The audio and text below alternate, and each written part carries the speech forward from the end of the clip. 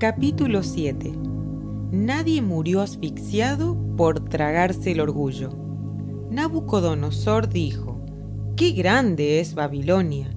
Yo fui quien la hizo grande, para mostrar mi poder a todo el mundo».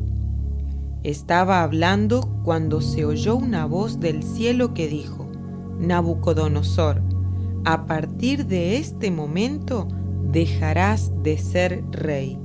Vivirás entre los animales.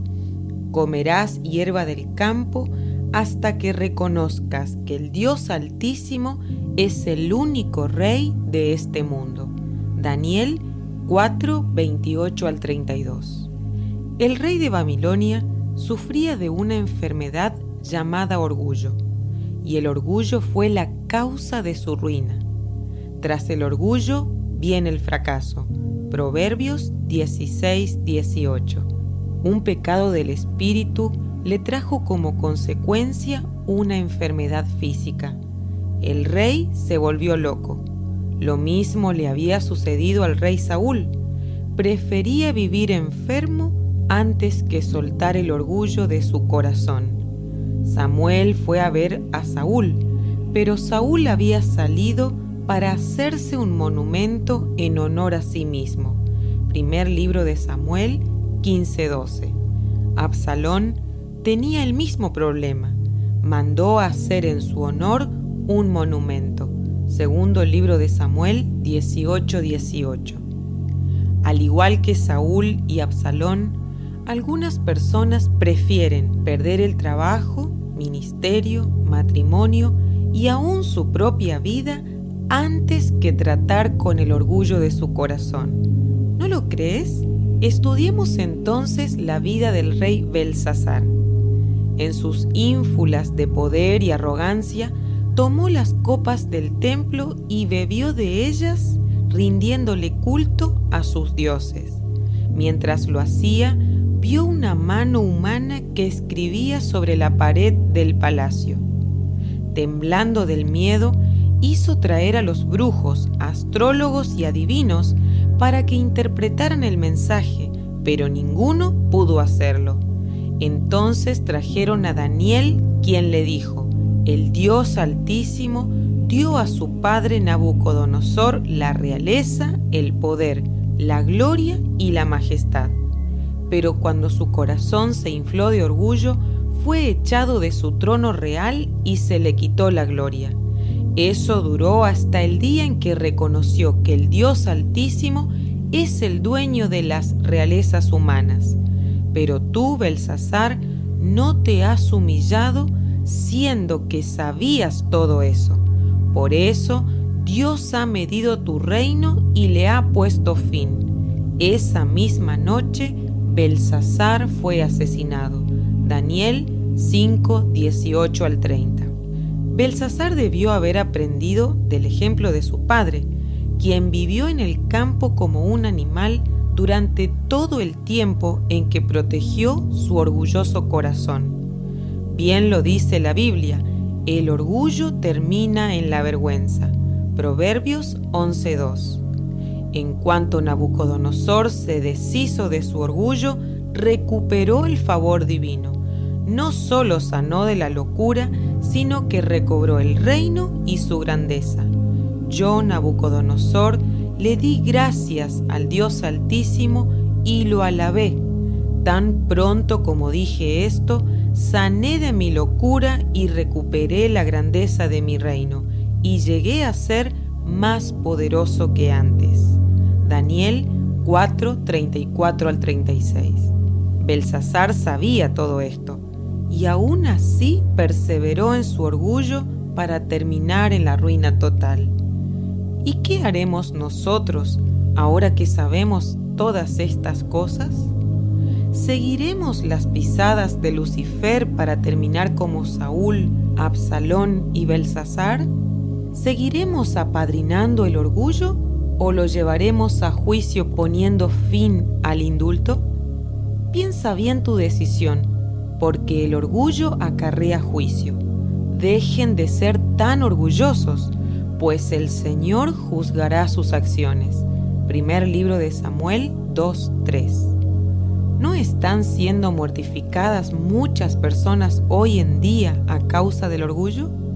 Hay quienes padecen enfermedades cuyo origen no es físico y cuya resolución no es médica.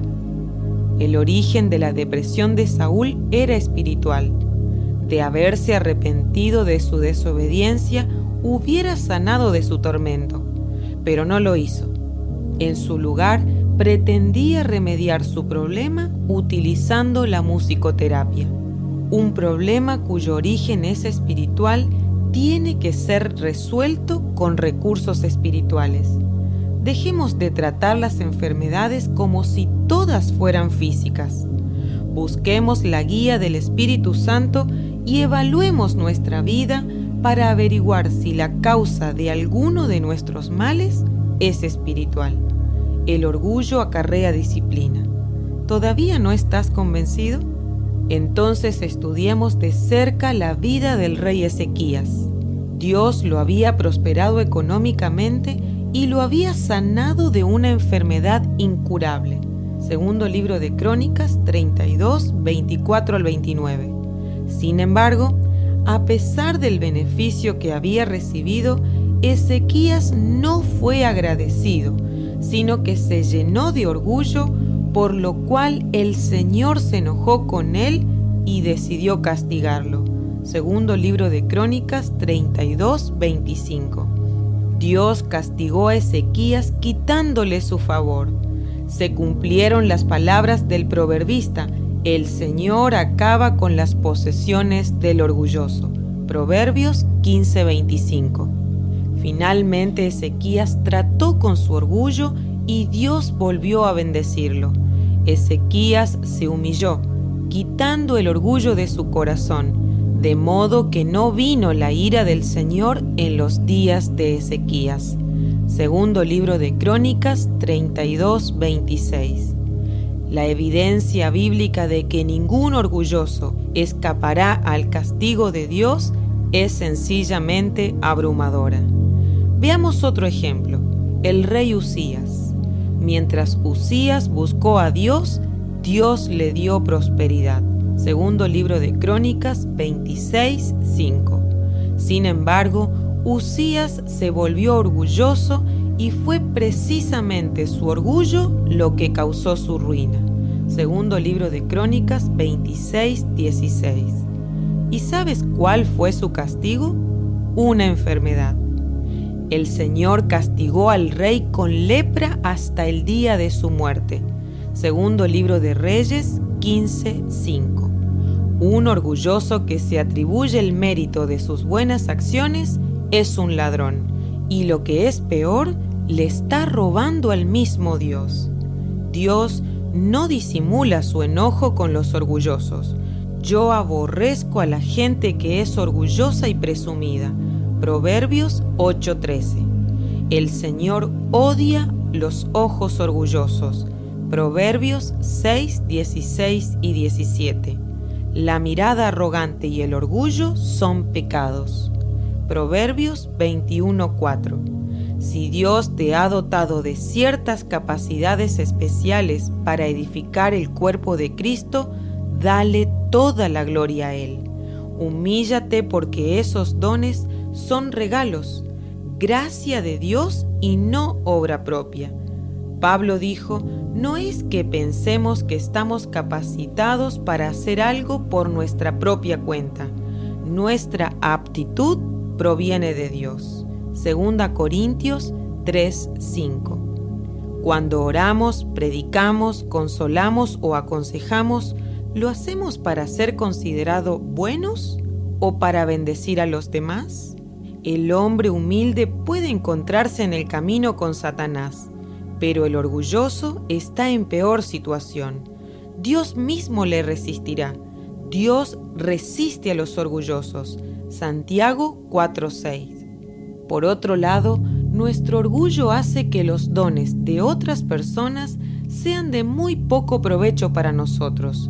Somos tan suficientes que casi ningún hermano es lo bastante espiritual como para ministrarnos.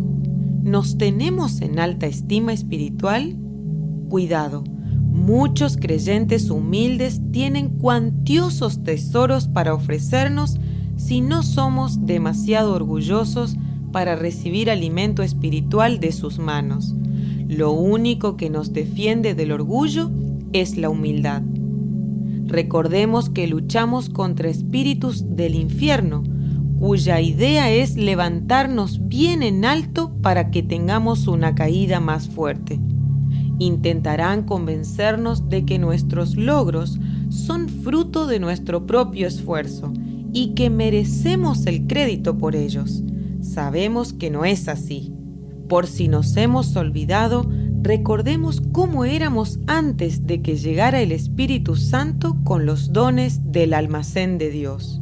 ¿Podemos sentir orgullo por las riquezas de otro?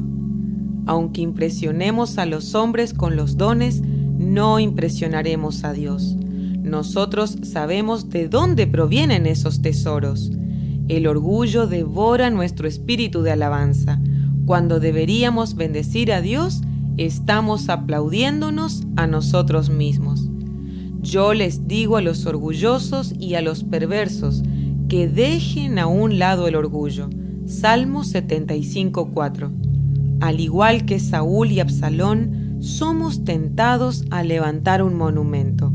Si nuestra meta secreta es levantarlo para nuestra propia memoria y para que la gente alabe nuestra fe después de la muerte, la ofrenda no será aceptada por Dios. El Señor no recibe ofrendas que provengan de corazones orgullosos, pero no rechazará ninguna ofrenda de manos humildes. Sigamos el ejemplo del profeta Samuel, quien levantó un monumento en honor de Dios y dijo: Ebenezer, el Señor nos ha ayudado. Primer libro de Samuel 7:12.